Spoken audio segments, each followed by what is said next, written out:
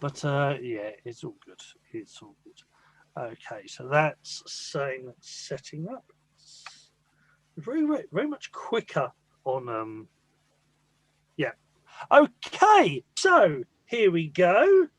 According to this, we are we are live. Yes, indeed. So, hello and welcome to the show. But before we begin, let's have the odd intro or two. Carry away. On you go, Bog. There you go. My name is Emily Harrison, founder and director of the Akashic Academy and mentor to other lightworkers in the realm of the Akashic Records. I gotta give a shout out today to Sifu Boggy, my personal Sifu. I want to invite you to open your mind to the way, the conscious way, the way of conscious mindfulness.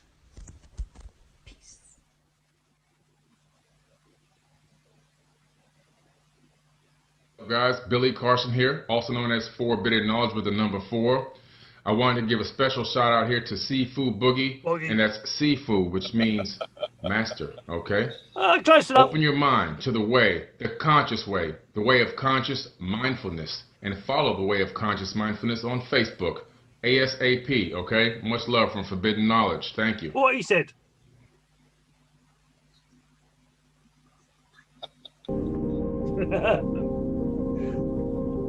When you argue with your own adverts, that's that's a boogie thing.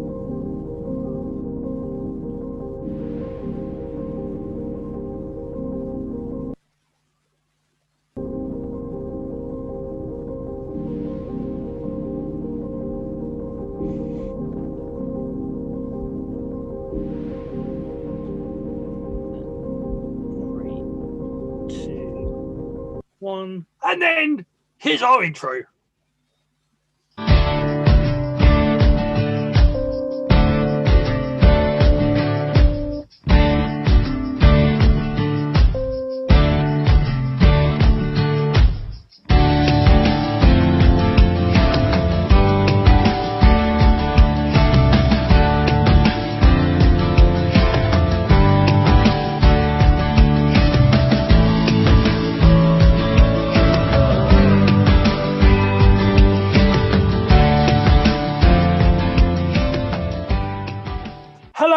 Hello, and welcome. Yeah, that nonsense out the way, and welcome to Doc and Sifu. I'm sure it's the other way around. Monthly ponderings with the awesome, the mighty, the absolutely fantastic Doc. Hello, sir. How are you doing? Sifu Boggy, how very nice to see you, old chap. And how's the month of February been treating you? Well, it's been undulating, to say the least. And I think that is almost, in my life at least, there's almost like two parallel worlds going on all at the same time. One seemingly negative and one seemingly positive. But I know in this great sort of undivided world, it's all meant for a purpose, you know. And I honestly do feel that I've been bowled over quite a lot this month by all sorts of things that just appeared out of the blue, unexpectedly. And I think that it's a big universal cosmic setup to help us to grow up. There we are. What do you think about that then? Yeah, I can't disagree. I said, just a few minutes ago, sometimes I think I've got a hint of what's going on, and then other times I haven't got a freaking clue. And it's I said it's very much about my name. For me, my life is very much boggy, the balance between the chaos and the calmness. There's some very chaotic things, there's things that are happening, personally in my life that I should be ripped apart. It should be traumatic, and they're not great, but they are what they are, and I have to keep. You can only do what you can, and they're revealing. It's very revealing at the moment. I think it's I think it's all about, or at least for me, it's sort of showing me my still. as in, you know, showing me, you know, what I can handle, what I'm worth, what, you know, but because I think it's all too easy. We're looking out in the world of everything that's going on right now. I think it's all too easy to lose your shit, pardon my French, and lose it altogether. If things are, and so the Taoist principles for me are like, you know, are you know, resonating the most they ever have. You know, I'm living those principles because it's the only way I get to keep my head. You know, because otherwise, I think you could go crazy with everything that's going on right now. What about you? What do you think? Same. I think I live by the same principles that you do. That I am 100% personally responsible for managing my own emotional and mental state. You know, so really, I can see these are really testing times to test what I've been sort of practicing for a long time now, and that's basically is allowing everything to come in and just being okay with it, really, just accepting it, you know. And you know, people call that mindfulness. You know, it's the sort of moment to moment awareness of what's going on without getting attached to it, basically. So it's a non-judgmental awareness that helps us to stay in the eye of the storm, in the calm place, so that we can actually become spectators of what's really going on, and then we can decide what choice we want to make then. So it's remaining cool, calm and collected in chaotic circumstances. And do I get it right? A lot of the time I do, and I'm not. There's no space here for false modesty tonight. I've practiced this like you for a long, long time. And if anybody was listening and wanted any suggestions, I would say mindful breathing with a positive, open-hearted emotion. And I think what that happens is you can change the way your heart works to change the way your head works to make wiser choices based upon a wider perspective. Good heavens, I'm obviously on one tonight. You are. Yeah. You're speaking those truth bombs. You know, well, you're speaking something, but you're speaking but yeah. I think that's the one thing. The one, you know, I used to be very Taoist in the essence of, modesty, never claim anything, but I think we're doing pretty okay. You know, when you look at other people and what's going on elsewhere, and us with our respective parent, my dad, your mum, I think we're still doing okay. I think other people would be falling apart, and we're just falling along. We're still going along. And like I say, there's other things happening at the same time that's really like thriving and really really working well. And it's just I just find this year, last year, it's just very interesting. It's just the energy. I did well. Actually, we were in the year of the ox. The year of the ox just started at the 14th, and as I was, indeed, bulls, ox, bulls. Same difference. The ox pulls the plough, and the plough tills the earth. It churns up everything, and that's exactly what's going to happen this year. But also, the ox ploughs forward, keeps going, no matter what. And I think I feel that that energy is doing the same. Is that things are going to move along, and you either move along with it, you either ride its back, or you're going to get caught up in the plough and churned up. And I really feel that energy. I really feel that's what's happening right now.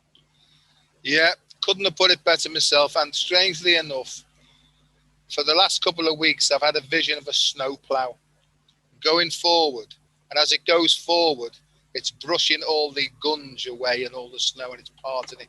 And I get all that thing about the parting of the Red Sea. But the great plough, right, I've had that this week. But also, for some reason, and these things just come into my mind for some reason for me to try and make sense of, but serious as well. Serious. You know, I don't know what the significance of that is at the moment, but you know, there seems to be a seriously serious connection going on in my life. You know, and you know, I know, Sifu, like you, that there are great astronomical, astrological changes taking place in the cosmos. And because we're basically full of water, I think what's actually happening is the sun's rays, right? Actually, the sun's being activated by the great central sun, right? The sun's rays are actually stepping up in their performance and beaming down on us in all sorts of ways, right? Which is impacting upon the way these electromagnetic energies impact upon the way our water works, which impacts upon the way our cells and our DNA expresses itself. Now, once upon a time, I would have listened to that and thought, what a load of old nonsense. But no, the more I go into this now, the more I realize just how important electromagnetism and magnetoelectric effect is on how it affects our water and how that affects the way cells work and how our mood is as well. So the water affects our emotional state, which impacts upon the way we feel. How do we know when we're stressed and we're being overpowered by it? Because we feel tense and contracted. And this week, and I get serious now, but I've had loads and loads of people onto me in the last few weeks, especially young people who don't know what the hell's going on, you know. And I think the young people now, they've got such creative minds, but from an emotional point, they're finding it really difficult. And I am being serious now, because a lot of them are having very, very negative thoughts. They're exhausted, they feel anxious, and lots of them are having suicidal thoughts, you know. And this does concern me. And there's certain people who might say, well, that's got nothing to do with you, because, you know, each soul is responsible for itself and it's chosen this journey. Something doesn't sit right with me in that sort of philosophy, because I feel that if I can tell my story, it might in some way impact and help them to take the action that they need to get themselves out of this sort of slippery slope of depression, you know. And Sifu, I'll just say this next bit. Movement, it's so important. And that's why Tai Chi, running, waving hands in clouds, you know, and feeling the vapor of the clouds as you working through it, you know, using positive emotion, using imagination, using movements, and using breath. I think that's the thing that keeps you in a positive frame of mind. Over to you, old fruit. And yeah, I mean, yeah, and with all of that, there's a few things that came up with that, and one of them, play, is I think you know, like without you know, my daughter went for a tough time not so long ago, a couple of years ago, and we sort of talked about that in the past, and I think, you know, she was such a, you know, as a kid, like myself, I went for a stage where I was super playful and loved the world, and then it was, I couldn't understand the world. The world didn't make any sense. It seemed to be so freaking negative, and for a long, you know, I went through a very dark stage. You know, I tried to commit suicide myself, and I've seen a lot of people go for that, and it's that when you lose that play, when you lose that inner child, you know, I know it as, you've got the divine feminine, the divine masculine. These are energies. To me, are energies. We're not talking about divine feminine meaning women, divine masculine meaning men, but it's the qualities inside us. But there's also the sacred child, or the inner child. And when you lose that play, that's why we get too serious. Wars start breaking out. We have big arguments about, oh, I'm right and you're wrong. And we totally get the you know, if there is a point to this universe, we totally don't get it when we lose that play. And so, you know, it is being playful, and like saying, you know, whether it's, you know, running. So I know you're a great runner. I love my qigong. I do miss my ice skating, and at some stage we'll get back to that. But it's whatever you do, it's playing with it. It's allowing yourself to flow in that. It is very important, and I think, like you're saying, when you were talking about, you know, young people and also, oh, is it you're right. Everybody's got their own. Everybody's got their own mission, their own purpose. But what reminded me, and I've said this one before, but is the beach and the starfish.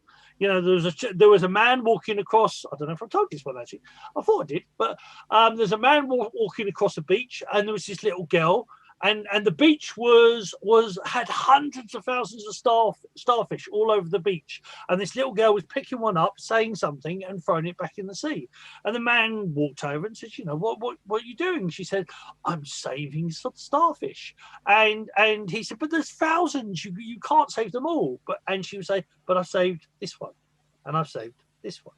And I think the reason I bring that up is that it's like, no, you can't help everybody, but the people that you help are important. So whoever you help is important, and he's part of your mission. And because I do honestly, I believe in service to self and service to others. As a Taoist, you have to look after self first, yes. And you get people would say, not so much now actually, but we used to say, oh, that's selfish. But if you don't look after yourself, you can't help anybody else. That's the whole point.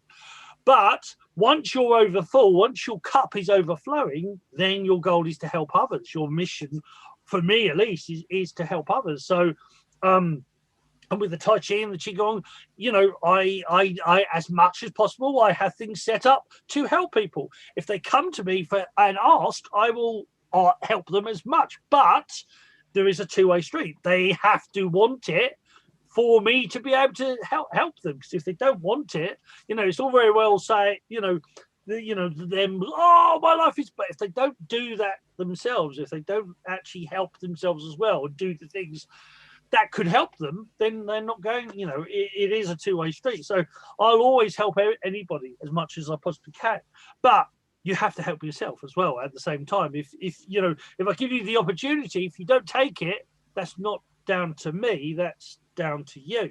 But if I don't offer it, that's down to me, if that makes sense. And very quickly, sorry, my friend, but very quickly, yeah, the plough. So the plough is the seven sisters, which is a big thing in Tai Chi. So the seven sisters, seven stars. Sirius, actually, funny enough, is the stars that look like. Well, I actually had an ex-partner that would say it looked like Boggy. It looked like a bee. And then when my daughter was born, we said, well, that bee also looks like a K. So Sirius is actually the stars I look at when I look at my daughter and blow kisses at night.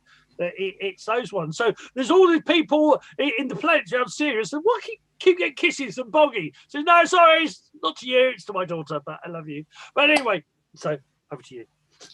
Sirius is a binary star, isn't it? That's the thing.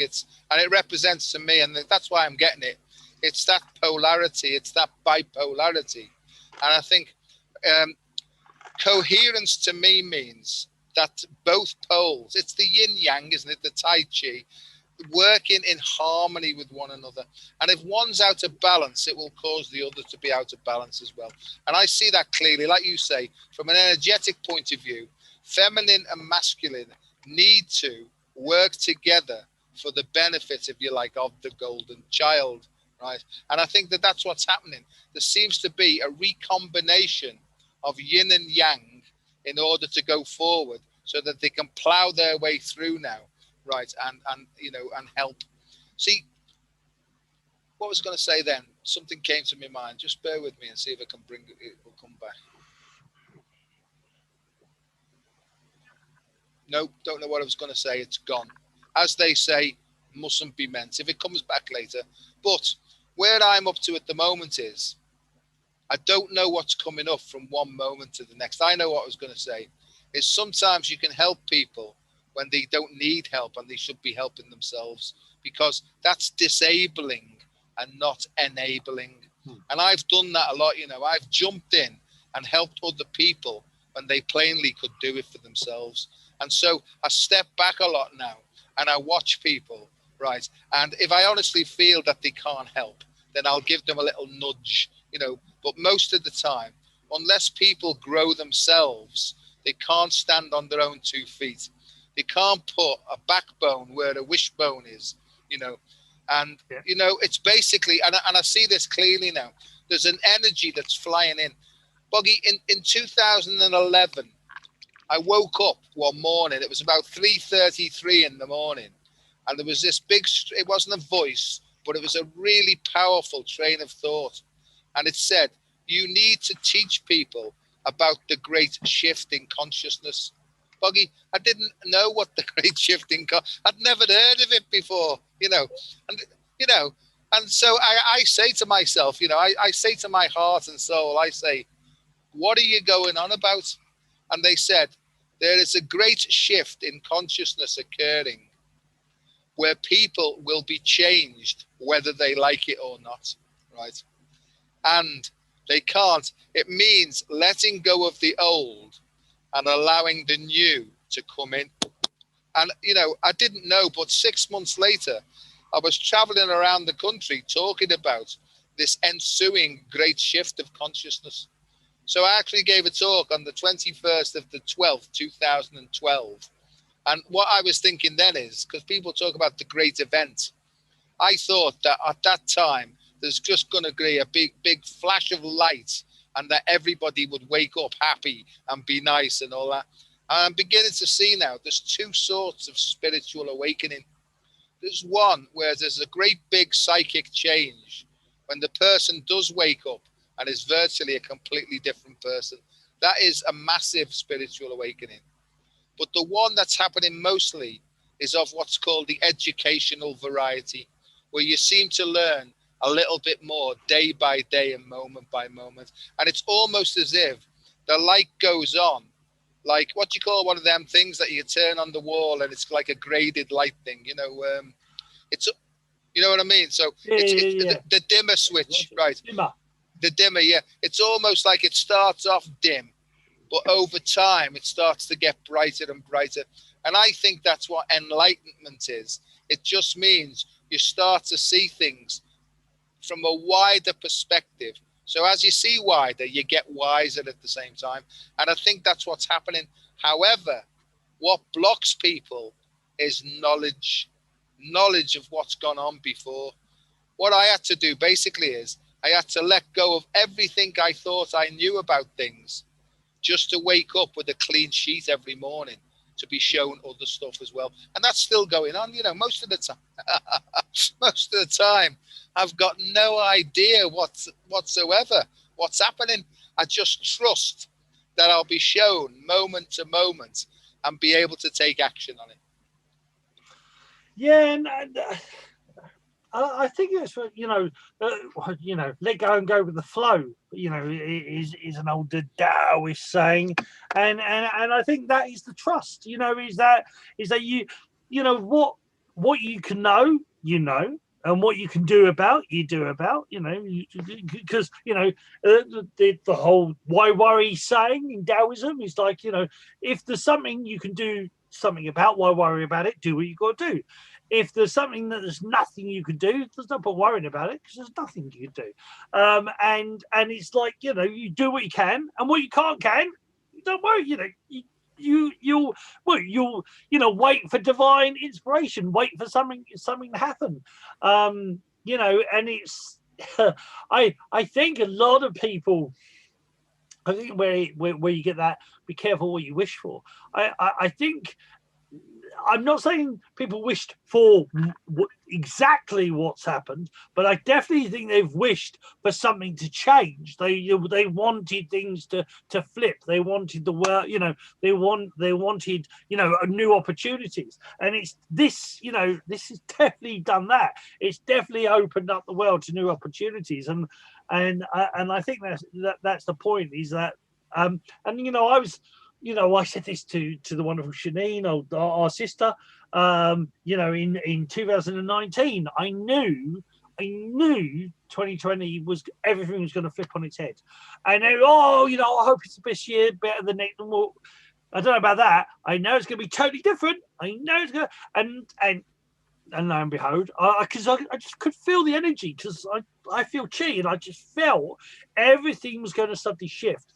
And let's say most of and for me, I mean, things did flip definitely on their head, and things have definitely opened up. There's been a couple of sour things, but where every up there is a down. You know, I very much believe in that, and I know the energy of this year. I know also because it goes into the year of the ox, is that things were going to plow forward, and I think you said about this gradual awakening. I think people will suddenly get the joke, or they'll see more of what was blocked before. And I tell you what I'm actually getting is that there'll be so much pressure that the blinds that were blinding them will crack, and the light will come through, that they will actually see what they've been not being able to see or been ignoring, because there'll be so much pressure of reality collapsing in on itself, of the old society collapsing in on itself. People will actually start to see the truth, whatever that is. They'll start to see, at least for them, they'll see the truth for them. Things will change because of, you know, that whole thing of there's so much pressure that it will force the old paradigm to break. It will force the old things to break, and then you'll start seeing the new light. You'll start seeing things come through. You still got to. I like the whole idea of, you know, suddenly there's a flash of light and everybody's in fairyland, but do I really think it's going to happen? I think it's a bit more hard work than that. I think we have to, we have to, as the screen goes all blurry, we have to clear the screen. We have to, realign that. That was very cool special effect then. I wish I could make claim for that one, but no, unfortunately, no. It was just a boggy synchronicity. But yeah, is that things go blurred, and you have to realign the camera. You have to realign to the light. I think that's what's happening. Definitely. I mean, there was a lot of people running around like headless chickens, and I'm just seeing more and more clearly, to be honest. I mean, I'm not saying I know exactly what's going on, but I definitely see more clearly now, where I wasn't sure 3 years ago how things were going to change. I just knew they were going to change. I couldn't tell you how, because I didn't know, but I just knew, I could feel it, that it was going to change. Now I can sort of see what's happening. I can see the things shifting. I can see things. It's still not crystal clear, but you can definitely see what's going, things are moving and things are being, upturned, let's say. Over to you, Doc. Yeah, I'm the same. I'm very, very sensitive to energies, both being emitted from other people, and also globally as well. I can feel it. And you just said clear vision. Clear vision is clairvoyance, And what's actually happening to many, many people is they're becoming more and more sensitive.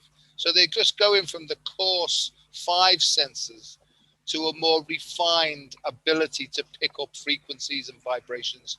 And I think we've got clairvoyance, to me, means seeing reading between the lines, seeing clearly. When I'm sort of in that clairvoyant state of really wide open, everything is beautiful. Nature looks much more vibrant. Generally speaking, it's very mundane, and nature seems dull. But when I'm sort of really, really open, I can understand what people are talking about, the beauty of nature and things like that. So there's clairvoyance, clear seeing. And then we've got clairaudience, and again, hearing differently as well, hearing tones, sometimes hearing things, right, that appear to be coming from a long, long way. And sometimes I can almost pick up sounds coming from all sorts of different places all at the same time. And then we've got the other senses as well. People's taste buds are changing, and the way people are actually smelling and tasting stuff's changing as well. But something else I've become recently is very, very touchy. I've been very sensitive to my own space, and people getting too close to me. Sometimes I can feel hemmed in by others, you know what I mean? And I think during lockdown, I think young people especially can feel that hemmed in thing. So anything that they can do to create some space for themselves and to move in that space, I think would be a really positive thing. My phrase is, if there's something playing on your mind, best get it off your chest. And what I mean by that is, imagine that your heart's opening And all that stress and tension is pouring out as you dance and sing and laugh, you know, because my view is that when I run, I've got a feeling that my heart opens and all the gunge comes out. And then suddenly, as I feel free on the inside and I can breathe easily, my head clears and I can think clearly as well. So these are just little practical tips that people might want to try. And I'd say to them, you know, try it, but give it a fair trial. Don't expect it to work immediately, but try it every single day.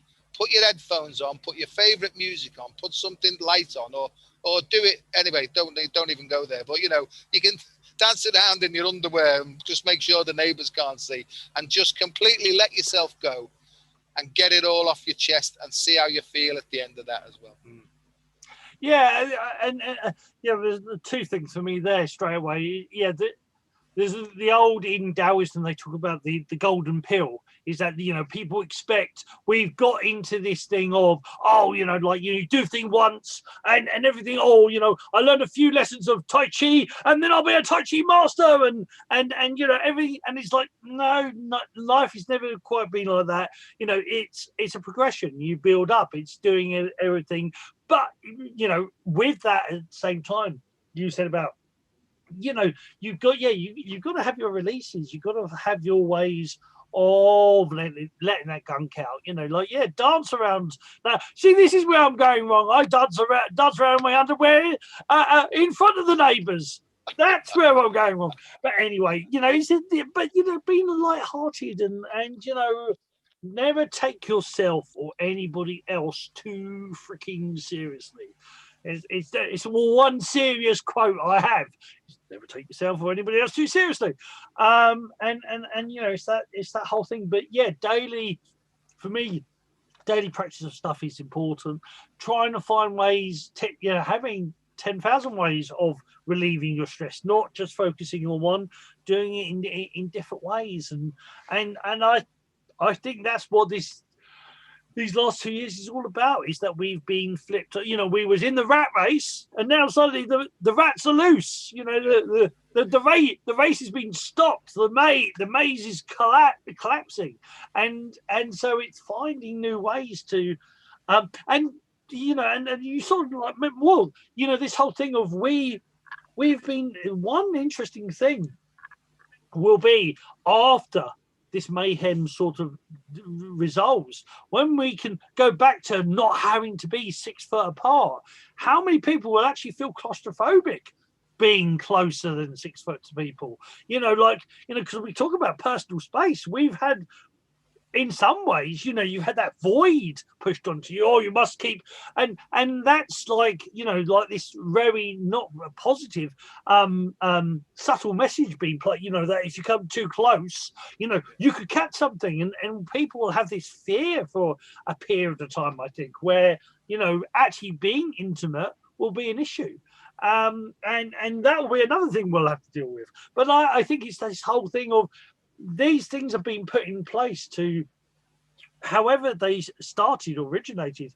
I've always felt that the universe is divine and everything is perfect, and even this chaos is perfect in the sense of it is perfectly what we need for us to grow and move forward. You know, is that things have happened the way they've happened because it allows us the opportunity to grow from it.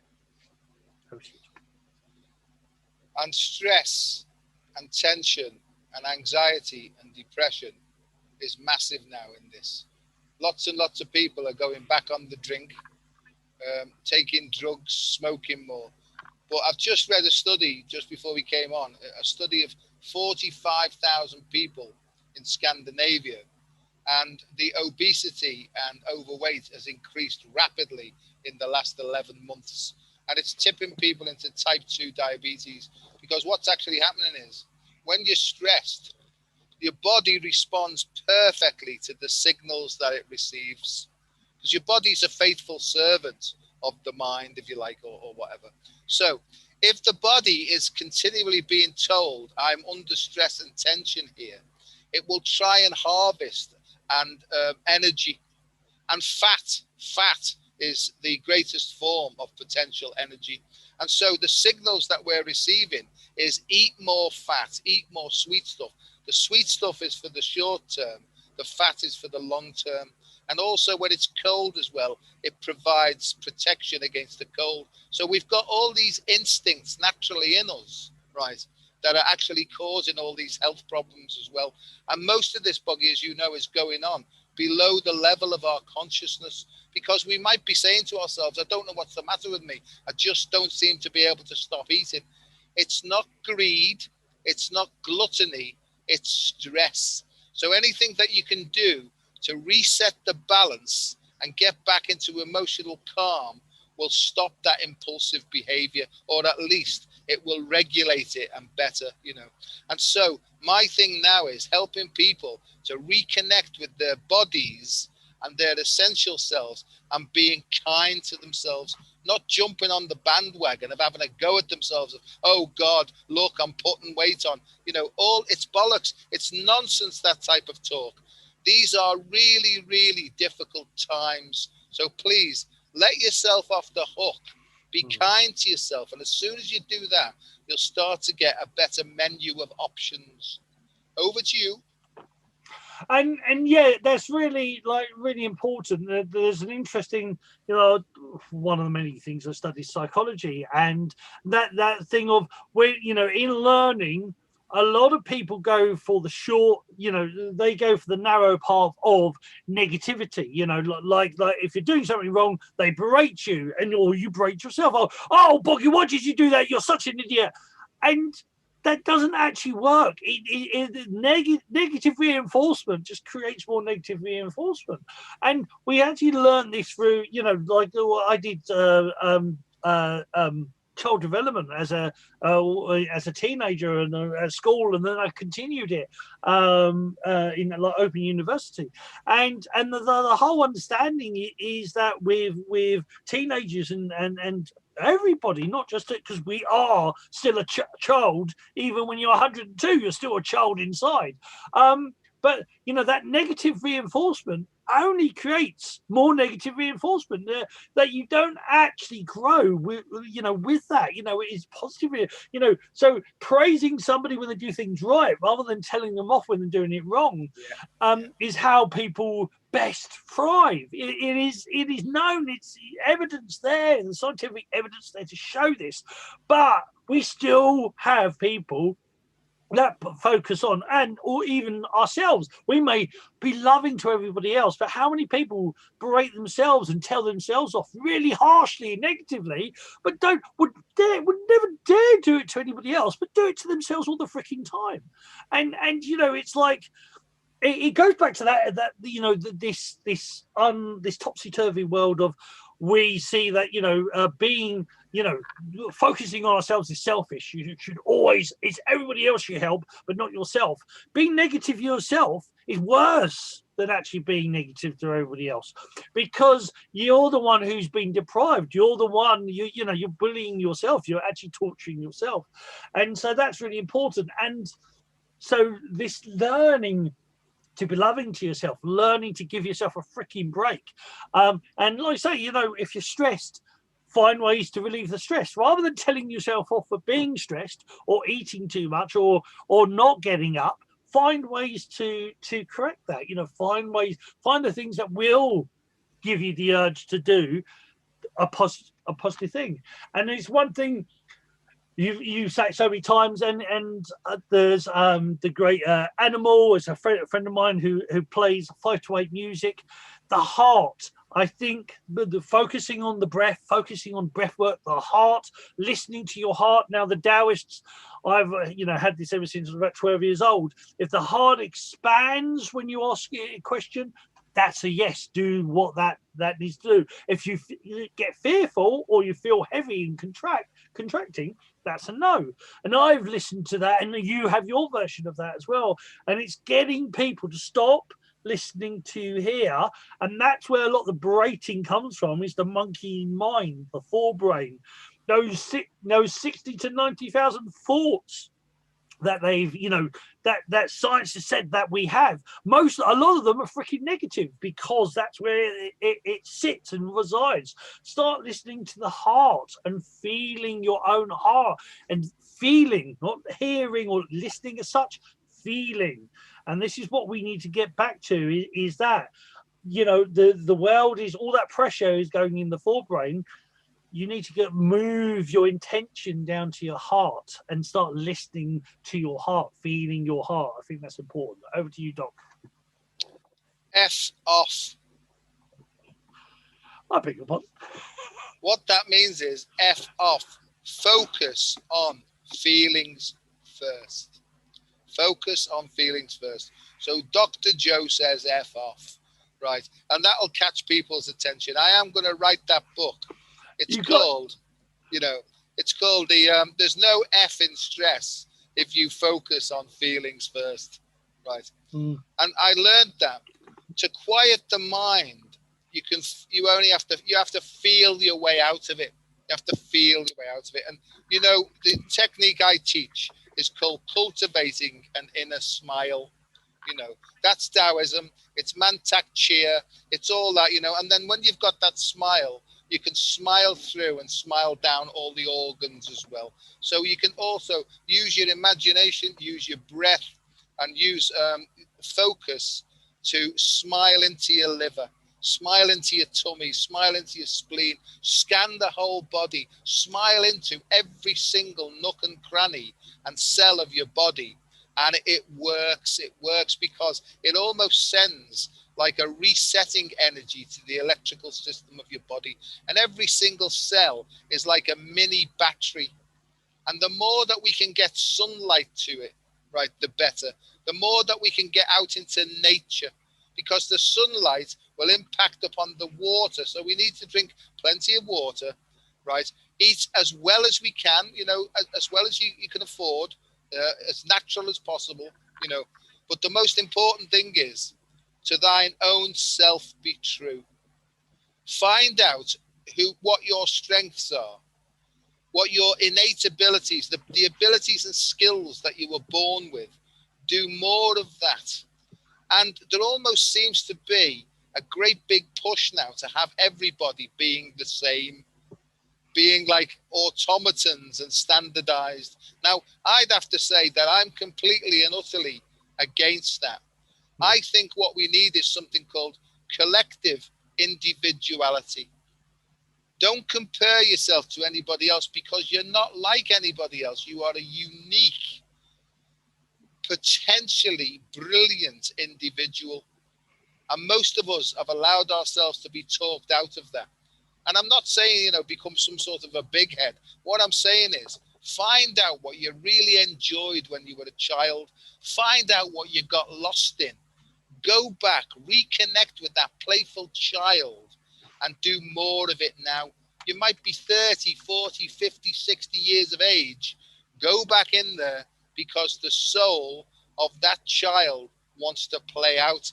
And you'll find the more that it plays out, the more that you will be vitalized, and the more that your thinking will change to the positive. And this is what I think, Buggy, when they're talking about the embodiment of the light body. I think what's happening is the light body now, with this great shift that's coming in, is sparking up once again. It's igniting. And people are so confused because they've got all these feelings. And that's because the real self is trying to break out and kick away the false self, the counterfeit self, so that it can come through. And I feel like the Pope now, or the God bless you, but I feel like the preacher to say, just give yourself a break.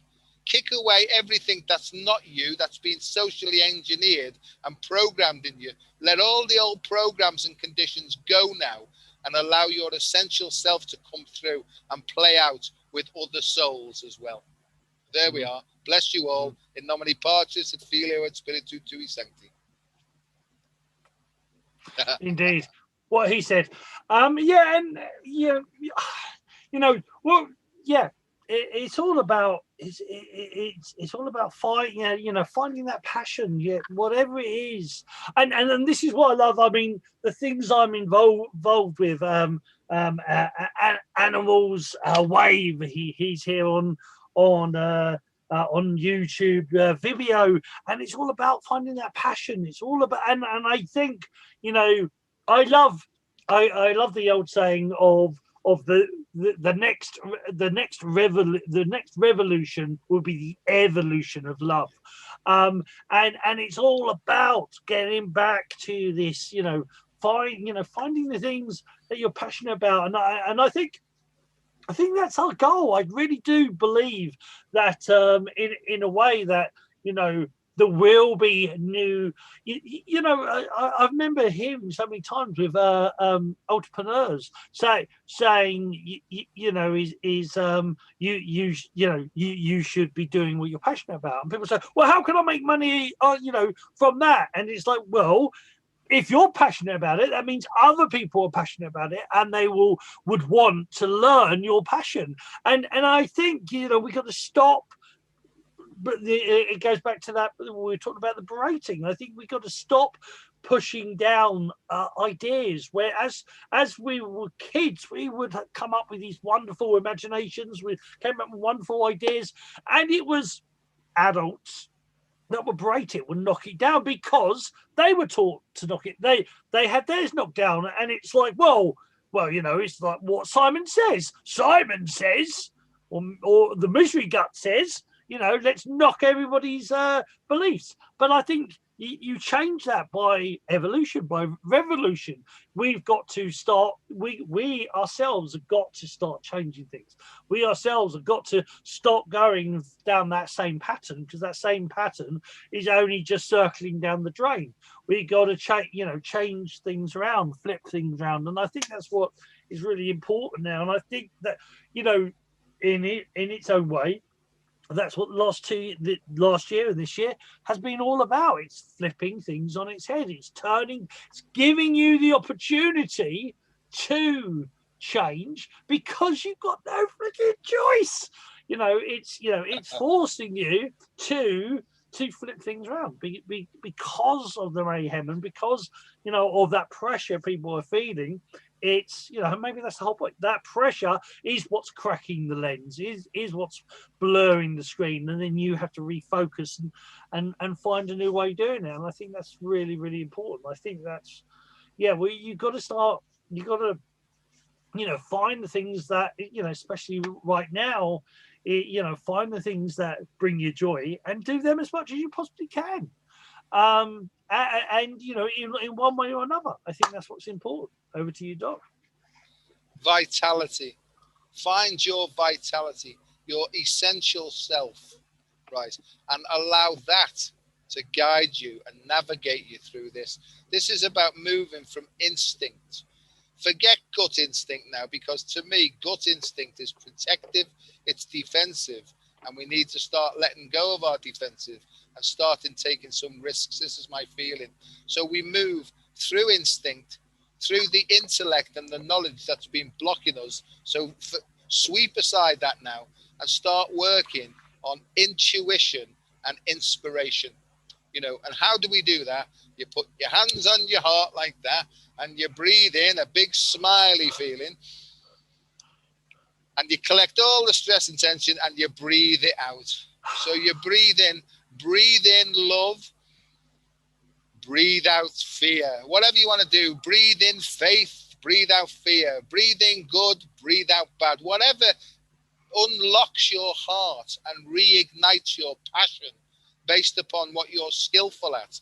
And the more times you do stuff that you're skillful at and become better at it, the stronger you'll feel in yourself. And then you can maybe start on the things that you're not so good at then. But to start from a point of insecurity, working on your weaknesses, it keep you in the trap forever, because you'll never get any good of what you're not good at, really. And I have this approach called the I am approach to health and well-being. And to me, it's all about something called inner resourcefulness, where you tap in and find your innate abilities. Innate means the things that you're born with. So this is Wu Wei, effortless effort, because you still need to take action, but it's in the direction that you're naturally flowing in as well. And you said it quite clearly. How do you know you're working with your natural essential self? Because you feel good and you're flowing. Well, how do you know that you're not? Because you don't feel good and you're not flowing, really. So it's dead easy. So how do I know what choice to make?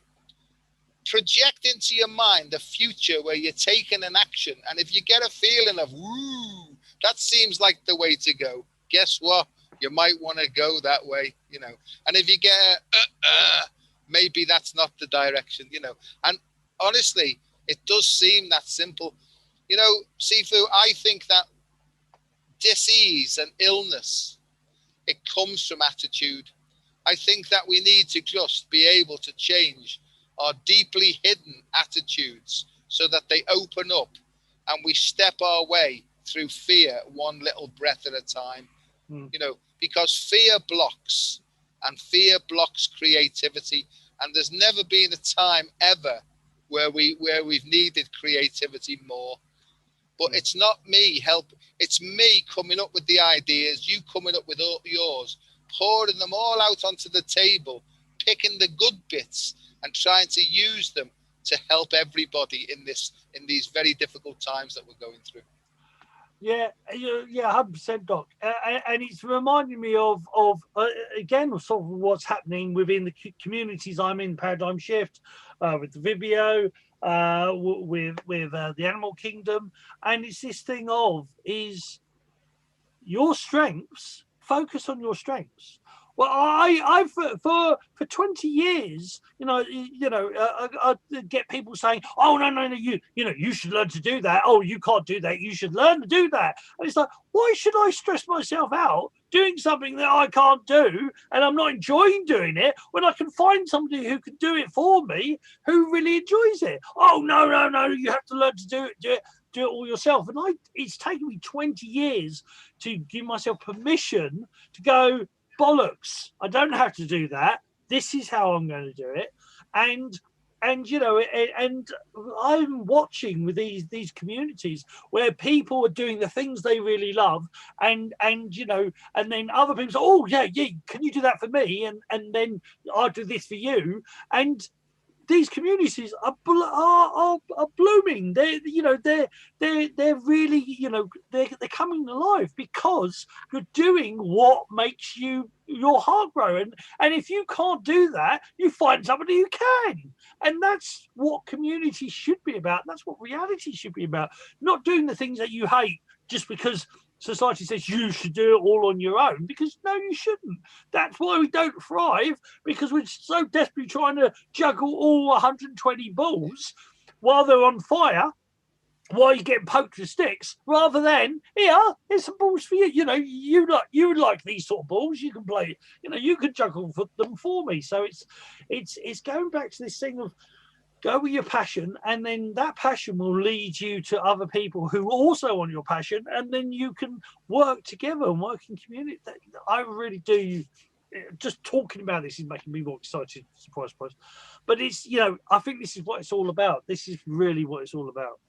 I agree, and I think that the great shift, it's a disintegration of the old, and I think that everything's disintegrating. The whole system is falling apart for a very good reason, and that's why education needs to be turned upside down. In my view, and I'm a big thing about education, is to try and teach standardized stuff to all children is like, it's a sin as far as I'm concerned. Our children are not our children. They come through us, not from us, so they're already potentially, they have this innate ability and skill that needs to be nurtured. It's like a seed. It needs to be watered. It needs to be kept an eye on. The ground needs to be tilled and made sure it's okay. And the seed will grow itself. It's like the acorn, isn't it? The acorn becomes the mighty oak. Just needs a bit of water and a bit of nutrients, and it will become what it was born to become. And I'm really, really big on that. And there are schools like Rudolf Steiner schools, Maria Montessori schools. All these are basically about, like the Tibetans, listening in and watching intently as a parent to see which direction the strengths of the child go in, and then add in resources to help to grow those strengths, right? And I believe, like you've just said, I honestly believe there's almost like the round table where one child will be good at art, one will be a mechanic, one will be a mathematician, another one will be a painter and decorator, another one will be a medic. So there'll be like 12 different skills where everybody's doing what they're good at for the benefit of the community. You know, so I see I'm on the preacher mode again here, but I honestly believe that that's what's going to happen. And that 12 buggy will then link up with another 12. So this is a matrix now. I see this as a crystalline structure that's enveloping the whole world. However, there could be unscrupulous authorities who try to obstruct this to get their ends. And I don't think they've got any chance in stopping that anymore, because I think that this force that's driving this positive wave is actually going to smash them out of the way. I don't know what the hell I'm talking about there, but I think it do. I think you're right. I think, you know, you look back at, like, you know, the 60s and the heavy movement then, and I don't think it had enough momentum. It wasn't grounded. You know, it was very spiritual, very loving, but it wasn't grounded. But now things are great. You know, you need mind, body, and spirit. You need the divine feminine, divine masculine, and the inner child. And I really, you know, like I say, I'm in some of these grassroots, you know, organizations that are building up, and I'm seeing things flip. You know, I'm seeing a possible social network that's positive, that's actually working with the divine feminine. You know, the main leader, Dr. Z, she's female, and she's very freaking passionate about what she does. And but you know, because I'm shadow banned on Facebook and shadow banned on TikTok and this, and I'm always getting banned. You know, I've been banned from a mountain when I snowboarded, so you know I'm used to being banned all the freaking time. But it's this, you know, and you need rebels like me, you know, to point you to the way, to the Tao. But the whole point is that I really do feel things are changing, and I'm seeing this change and very heartfelt. You know, stuff. Yes, they're still fighting against it. Whoever they are, there are still people who don't like it because they like the old paradigm. But I don't think they're going to win. I feel that change. I feel a shift in the air, a shift in the cosmos. I can feel it happening. I got that yesterday as Joe. You need to move from philosophy to philosophy, and I thought, oh, very good, I like that. You know, I also got another one as well when I run, because these things just come into my mind. You know, I'm going to move away all this fear mongering and scaremongering. I'm going to be a love mongerer, right? And when I say love, I'm not talking about oochie coochie, but that can be. I'm not talking about romanticism. I'm not talking about that. That can be part of it. But I'm talking about love. To me, is understanding the potential of all human beings. Nobody gets left out, right? Nobody at all. It doesn't matter whether you've got a full physical body or a full mental this, or you're a bit missing here and this, that, and the other. Every single person has got a consciousness that can be added to for the good of all, you know. And we talk about for the good of all, you know, I really mean this, that nobody can be excluded from this, because forget the physical body, forget the ego mind. This is about souls. It's all about souls, you know. And if you can look past the physical and into the eyes, because as you know, they are the windows of the soul. If you can connect eye to eye and face to face with somebody and feel the depths of their soul, that's what I really, really think true communication is, because something magical happens when you link at that level with anybody, you know. And where two or more are gathered, more information flows through to help us all to go forward. I am definitely becoming the next pope. I can feel it happening. Right. Well. I'm coming up with boggy law, you know. So you can be the next pope. I'll just rule the earth, and everything will be love. Every place will have an ice rink, of course, and everything will be 528 in the 528 hertz, which is the love frequency. So that's just 3 of the boogie law so far. But yeah, what he said. And you know what? It's been so interesting for me. These our chats, our monthly chats, and the direction we've gone in the last like year, the way that thing's gone, and we're very much, this is what's love, feeling love. This is what we need to focus on. And I just love the way it's going. So it's brother. As always, this has been a great one. Thank you so much. Is there anything you want to say before we wrap it up? Because I know we like to. Only to everybody, what you're looking for isn't out there. It's in here. So don't be asking anybody for advice. I mean, by all means, listen to people. But in the end, take all the information. Fully informed consent. That's what we want. So take all the information from all sides, bung it in your heart and soul, and then ask your heart and soul, please show me the way of the Tao for me, my personal Tao. Because I honestly believe there is a form, there is a structure, but once you learn the structure, you can let go of the structure then, and now allow your own individuality to sort of infuse that structure. So that makes sense. But all I'm saying is, look, if you get stuck, just tap on your heart, sink deep, breathe slowly and gently that feeling of love, and then just say, please show me.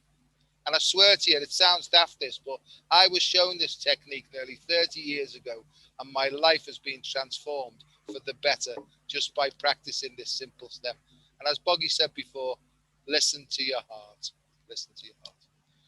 Thanks, brother. I love you like mad. I'll see you next month, if not before. Yep, indeed. And well, I know you, me, and Sis must do a show at some point as well. Do a free show, a show with 3 of us. That's free show. That'd be good. That would be good. So, guys, I hope you enjoyed this. Brother, I love you loads. Thank you very much. Everybody else, until next time, it is goodbye from me. It's goodbye from him. Bye-bye, chaps. See you next time. And bye from all of us. Love, Chi, and Shen. Let's do an outro with the intro. Boggy out.